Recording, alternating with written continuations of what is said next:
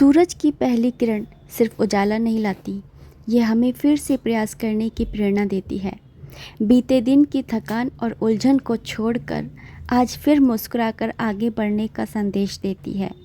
यह क्षण हमें याद दिलाता है कि हर सुबह एक अवसर है अपने आप को बेहतर बनाने का, दूसरों को अपनाने का और जीवन को समझाने का। उठिए, मुस्कुराइए और कहिए, आज का दिन मेरा है। हर सुबह एक नई शुरुआत है। प्रभात में ही छिपी है एक नई एनर्जी, एक नई ऊर्जा। Good morning everyone. नमस्ते, राधे राधे, हरे कृष्णा। कैसे हो आप सब? उम्मीद करती हूँ अच्छे होगे, खुश होगे और बिल्कुल मज़े में होगे, आनंद में होगे। सुबह सुबह का टाइम, रात में ही सोच लिया था कि कृषु को भोग में हलवा और चने का भोग लगाऊंगी। साथ ही कढ़ी और चावल भी बनाने वाली हूँ। तो यहाँ पर मैंने चनों को छोंक दिया था और उसके बाद में मैंने यहाँ पर चावल का पानी भी चढ़ा दिया है। चावल को अच्छे से धो लाई हूँ और उसके बाद में 1 to 1 काम होते जाए, इसलिए मैं गैस को मतलब ट्रांसफ़र करती जाऊँगी गैस पे। तो चने बनकर के तैयार हुए तो चावल को उधर रख दिया। यहाँ पर मैं हलवा बनाने की तैयारी करने लग गई हूँ। तो यहाँ पर सबसे पहले सूजी को भून ले रही हूँ। घी डाल लिया था, सूजी डाल ली है। उसके बाद में इसको बस धीमी धीमी आंच पर पकने देना है। जितना धीमी धीमी आंच पर जैसे इंसान पक कर के और परिपक्व बनता है, वैसे ही हलवा धीमी धीमी आंच पर सिक करके बहुत ही स्वादिष्ट बनता है। यहाँ पर हलवा जो है वो अच्छे से भून गया है सूजी। तो यहाँ पर मैंने पानी डाल दिया है, गर्म पानी ही मैंने इसमें ऐड किया है और यहाँ पर मैंने चीनी भी ऐड कर दी है। और उसके बाद में इसको बस मिक्स कर लेंगे। और ये वाला हलवा है ना, बनाना बहुत ज़्यादा ईजी लगता है मुझे, क्योंकि इसमें कुछ सोचना नहीं पड़ता है कि इतना पानी डालना है कि इतनी चीनी डालनी है। इसमें एक रेशो होता है, उसके अकॉर्डिंग बस सामान डाल दीजिए और ये बन करके तैयार हो गया है। मैं थोड़ा सा पतला ही बनाती हूँ क्योंकि मुझे बिल्कुल एकदम गाढ़ा होता है ना, कतली टाइप, वो अच्छा नहीं लगता है। वहाँ पर चावल तैयार हो गए थे तो बस चावल को चेक कर रही हूँ और हलवे को दूसरी गैस पर ट्रांसफ़र कर दिया है। यहाँ पर चने भी बन करके तैयार हो गए थे, पर इसके अंदर थोड़ा सा पानी मुझे दिखाई दे रहा है। तो इसलिए मैं क्या करूँगी कि इसको मैंने गैस पर चढ़ा दिया जिससे कि पानी सूख जाए।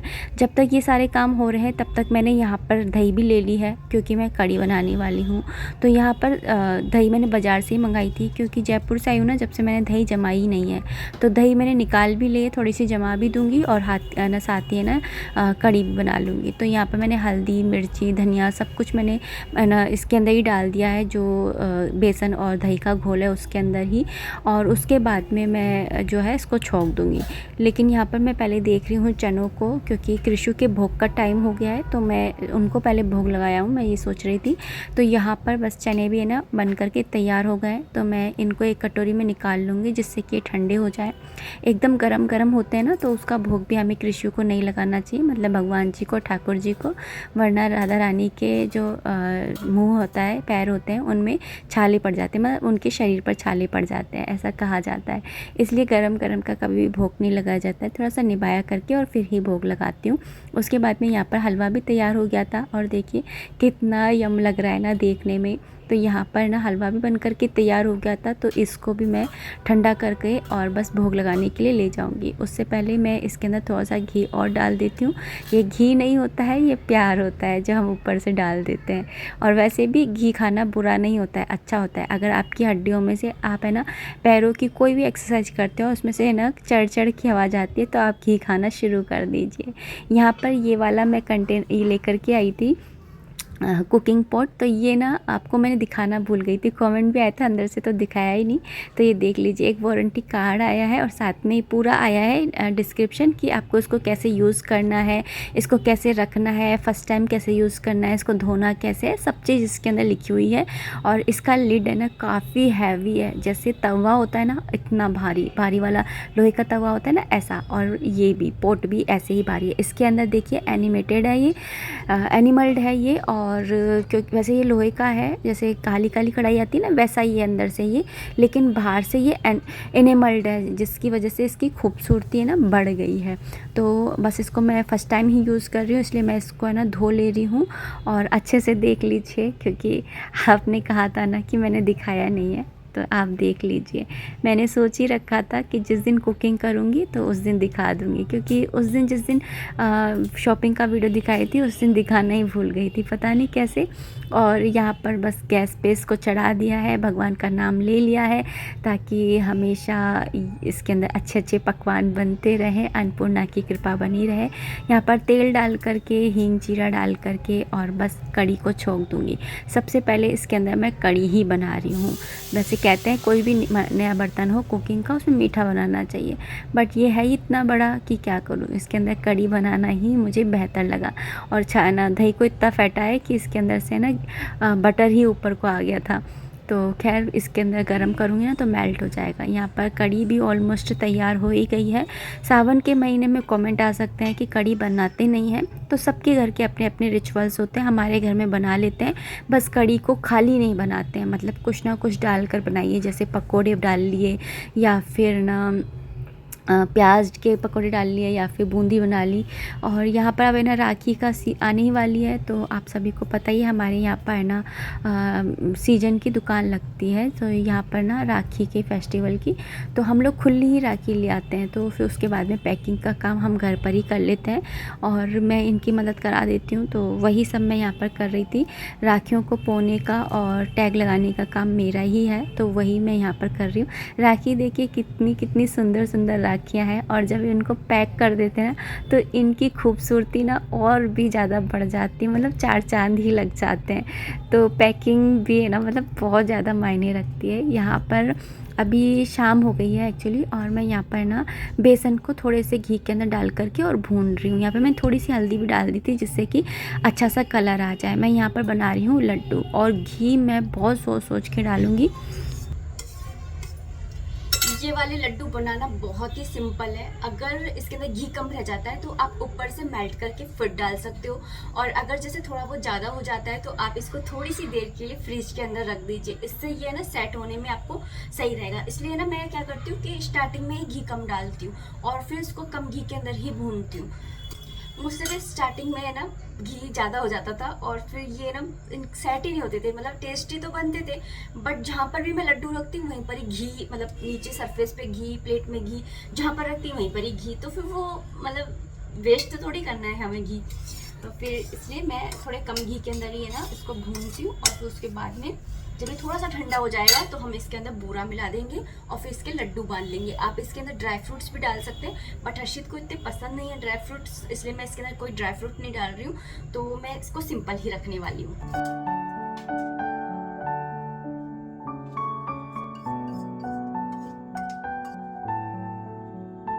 सच में बहुत ही बढ़िया है। फेमस ब्रांड नहीं है बट ये बहुत अच्छी है। अभी मैंने ये बेसन भी भुना है और बिल्कुल भी नीचे से नहीं लगा है, जबकि बीच बीच में मैं जाकर के अपने दूसरे काम भी कर रही थी जो कि बैक कैमरा थे, जैसे कि मैं चीनी पीस कर रही थी, ये सब कुछ कर रही थी बिल्कुल स्लो गैस करके, लेकिन कहीं से भी कुछ भी नहीं लगा। सो जब तक बेसन ठंडा हो रहा है, ठंडा होने के बाद में बूरा मिलाया जाएगा, तो जब तक वो ठंडा हो रहा है, गर्मी है तो बहुत देर में ही हो रहा है, तो तब तक इसी कढ़ाई के अंदर, मैंने ये कढ़ाई को मांजा नहीं है, इसी कढ़ाई के अंदर मैं थोड़ा सा घी डाल करके और ये जो मखाने हैं इनको मैं थोड़ा सा फ्राई कर लूँगी, भून लूँगी मतलब घी के अंदर, और हल्दी वगैरह, काली मिर्ची वगैरह डाल करके, और इसका एक हेल्दी सा स्नैक जो है वो बना करके तैयार कर लेंगे। तो यहाँ पर मैंने थोड़ा सा घी डाल दिया है इसके अंदर। मखानों में ये होता है कि आप जितना घी डालें उतना ही कम पड़ जाता है, तो आप अपने हिसाब से डाल लीजिए, ऐसा कुछ नहीं है कि ज़्यादा ही डालना है या कम ही डालना है।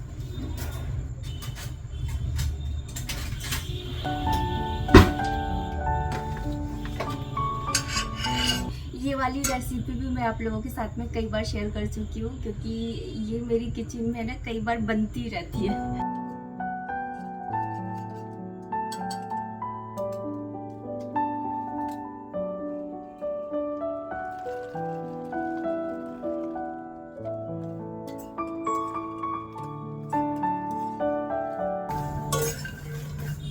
ये सारी रेसिपी जो है वो इंस्टेंट बनने वाली है, जल्दी से जल्दी बनने वाली रेसिपीज़ है। बस मैं इसलिए बना करके रख रही हूँ ताकि ना मैं जब काम करती रहती हूँ ना तो फिर एक फ्रेंडली है ना, अपन कुछ काम करते रहते हैं तो एक हमारी स्पीड बनी रहती है, और बीच में से उठ करके फिर कुछ काम करूँ ना तो थोड़ा सा है ना वो डिस्टर्बेंस आता है। और दूसरी बात कि मैं थक भी जाती हूँ, तो फिर मुझे है ना ऐसा लगता है कि अरे यार ये भी करना है। और फिर कहते हैं ना कि खाना कभी भी बेमन नहीं बनाना चाहिए, जैसा अन्न वैसा मन, इसलिए मैं ये छोटी छोटी सी चीज़ें जो हैं वो बना करके रख रही हूँ। इनको सिर्फ इतना ही फ्राई करना है कि इसके अंदर से है ना ये क्रंच करके टूटे, जैसे ये अभी क्रंच करके नहीं टूट रहा है ना, तो ये क्रंच करके टूटने लग जाए बस।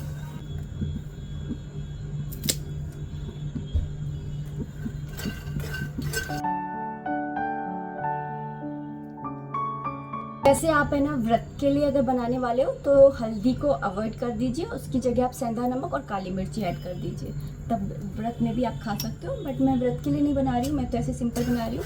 तो येलोइश हो जाते हैं ना, तो देखने में थोड़े से है ना सुंदर लगते हैं।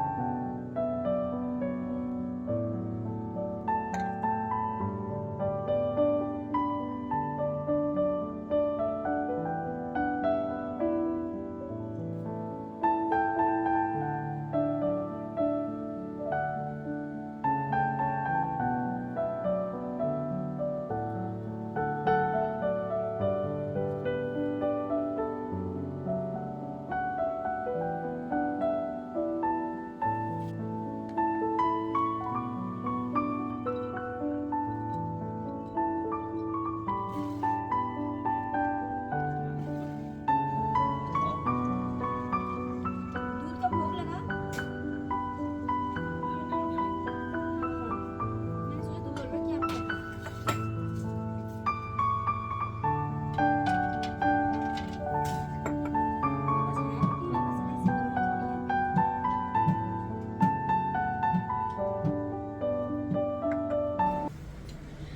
अभी फ़िलहाल हो गया है डिनर का टाइम, तो मैं सोयाबीन की एक क्विक सी रेसिपी बना रही हूँ जो जल्दी जल्दी से बन जाती है। तो यहाँ पर मैंने सोयाबीन की जो बरियाँ होती हैं उनको छोटे छोटे पीसेस में इस तरह से कट कर लिया है।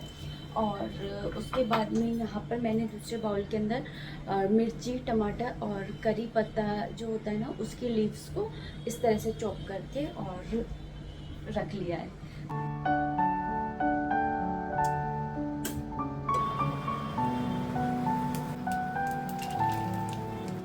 ये जो बरी की सब्ज़ी है ना मैं बिना आलू के बना रही हूँ। जैसे अगर आपको जैसे आलू अवॉइड करने हैं जैसे, तो आप उस टाइम पे इस सब्ज़ी को बना सकते हैं, बहुत ही यम लगती है। तो यहाँ पे सोयाबीन की बरी है ना, इनको मैंने तेल के अंदर फ्राई कर लिया था, तोड़ लिया था पहले इनको, फिर उसके बाद में मैंने इनको फ्राई किया क्योंकि छोटे पीसेस अच्छे लगते हैं। अगर आपको बड़े अच्छे लगते हैं तो आप ऐसे बिना तोड़े भी है ना इनको फ्राई करके रख सकते हो। उसके बाद में मैंने तेल के अंदर जीरा डाल दिया था और जो मैंने आपको दिखाया था टमाटर, हरी मिर्ची, करी लीव्स, ये सब कुछ मैंने इसके अंदर डाल दिया था और नमक डाल करके थोड़ा सा कुक होने दिया। फिर उसके बाद में मैं यहाँ पर मैशर से मैश कर ले रही हूँ। आप चाहें तो टमाटर वगैरह जो ये मैंने डाले ना, इनको आप है ना ग्राइंडर में है ना पीस भी सकते हैं, बट मैंने ना ऐसे मैशर से मैश कर लिया था। उसके बाद में मैंने हल्दी पाउडर, धनिया पाउडर और लाल मिर्ची ऐड करा है। मैं ना बिल्कुल सात्विक बना रही हूँ, उसके अंदर मैंने बिल्कुल भी लहसुन प्याज ऐड नहीं करा है, लेकिन आप चाहें तो इसके अंदर ना लहसुन प्याज ये इसका पेस्ट होता है वो भी ऐड कर सकते हो। कसूरी मेथी डाल दी थी। उसके बाद में मैंने यहाँ पर गर्म पानी डाल दिया है और इस पानी को थोड़ी सी देर ना उबलने देंगे। और उसके बाद में जब इसके अंदर पानी में उबाल आ जाएगा ना, उसके बाद में हम इस बरियों को इसके अंदर डाल देंगे। बहुत ही यम बन करके सब्ज़ी तैयार होती है। इसके अंदर बिल्कुल भी आलू नहीं है, तो जो डायबिटिक पेशेंट हैं वो आराम से इनको खा सकते हैं। यहाँ पर मैं सेक ले रही हूँ रोटियाँ गर्मा गर्म।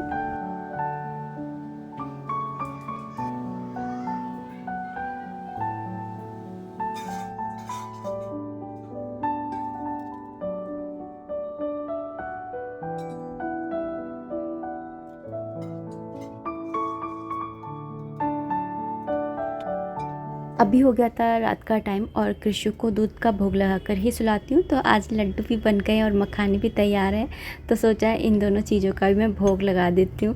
तो यहाँ पर मैंने लड्डू भी ले ली है और साथ में थोड़े से मखाने लेकर के और दूध का बस मैं अपने लड्डू गोपाल जी को, बाल गोपाल को, अपने ठाकुर जी को, कृषु को भोग लगा करके आ रही हूँ। मेरे पास एक कमेंट आया था कि रोटियां सेकने के बाद में जो लास्ट का पलोथन आपका बचता है, उस पलोथन का आप क्या करते हो। देखिए दोस्तों, जो पलोथन बचता है ना, उस पलोथन को हम रीयूज़ करते हैं। आप सबको पता ही है कि हमारे यहाँ पर ना ठाकुर जी की सेवा होती है, तो जो पलोथन हम काम में ले लेते हैं ना, तो उसका हम भगवान जी को तो भोग लगा नहीं सकते, तो उसे मैं एक कटोरी में रख देती हूँ, अलग उस है ना रख देती हूँ। फिर उसके बाद में जब हम सुबह अपने ठाकुर जी का खाना बनाते हैं, स्टार्टिंग में उनका खाना बन जाता है, गाय का खाना बन जाता है, गाय की रोटियां सेकती हूँ 2, उसके बाद में ठाकुर जी का खाना सेक लेती हूँ। फिर उस पलोथन को मैं बाकी के पलोथन में, जो पलोथन है उसके अंदर ही डाल करके मिक्स कर लेती हूँ और फिर उसको मैं काम में लेती हूँ। और दूसरी बात, अगर पलोथन में अगर आपने ना प्याज के पराठे बनाए, जैसे आलू के पराठे बनाते हो, तो उसमें हम कई बार क्या करते हैं कि ना प्याज डाल देते हैं। तो उस सिचुएशन में आपको क्या करना है कि वो पलोथन आपको दूसरे पलोथन में नहीं ऐड करना है। चाहे बेशक आप है ना भगवान जी का खाना बना रहे हैं या नहीं बना रहे हैं, आपको पलोथन में पलोथन ऐड नहीं करना है। तो उस टाइम पे आपको क्या करना है कि लास्ट का जो आटा है ना, उसको आपको उसमें थोड़ा सा पानी डाल करके और कुत्ते की रोटी आपको एक सेक लेनी है। ऐसा आपको करना है। मैंने हमेशा से अपनी मम्मी को ऐसे ही करते देखा है। जब वो रोटी बनाया करती थी हम सबकी, तो वो इसी तरह से करती थी। लास्ट का जो पलोथन बचता था, उस पलोथन में थोड़ा सा पानी डाल करके और कुत्ते की रोटी सेक दिया करती थी। इनफैक्ट मैंने अपनी मम्मी के साथ में ही नहीं, मैंने अपनी नानी के घर में भी यही देखा है कि उनके यहाँ पे क्या होता था, बल्कि हमारे नाना जी तो ज़्यादा करके लगवाया करते थे कि लास्ट की रोटियाँ कुत्तों की सिकवाया करते थे, 4-6 रोटियाँ, और थोड़ा सा फीका आटा लगवा करके मछलियों के लिए छोटे छोटे से गोल गोल बनवाया करते थे। फिर सुबह के टाइम जल्दी उठ करके मामियाँ डाल करके भी आती थी। हम छुट्टियों में जब नानी के घर जाते थे, तो अपनी मामी के साथ मैं भी 1-2 बार वहाँ पर गई हूँ डालने के लिए, मानसरोवर में। नाम तो खैर मैं भूल गई कहाँ पर, क्योंकि इतने साल हो गए ना अब तो इसी तरह से हम रीयूज़ करते हैं। आप लोग बताइएगा कि आप लोग किस तरह से करते हो। मैं तो हमेशा से यही देखती आई हूँ, तो मैं यही करती हूँ। अन्न का अपमान हमको किसी हालत में करना नहीं है, बस किसी भी जीव के मुंह में लगे, इतना आपको ध्यान रखना है। तो चलिए, अब इस वीडियो को इतना ही रखना चाहूँगी। उम्मीद करती हूँ वीडियो पसंद आई होगी। अगर आई है तो प्लीज़ लाइक कर दीजिएगा। कोई भी कॉमेंट है, कोई भी सजेशन है, आप कॉमेंट बॉक्स के थ्रू मुझे कर सकते हैं। मिलते हैं नेक्स्ट वीडियो में, तब तक के लिए राधे राधे, हरे कृष्णा।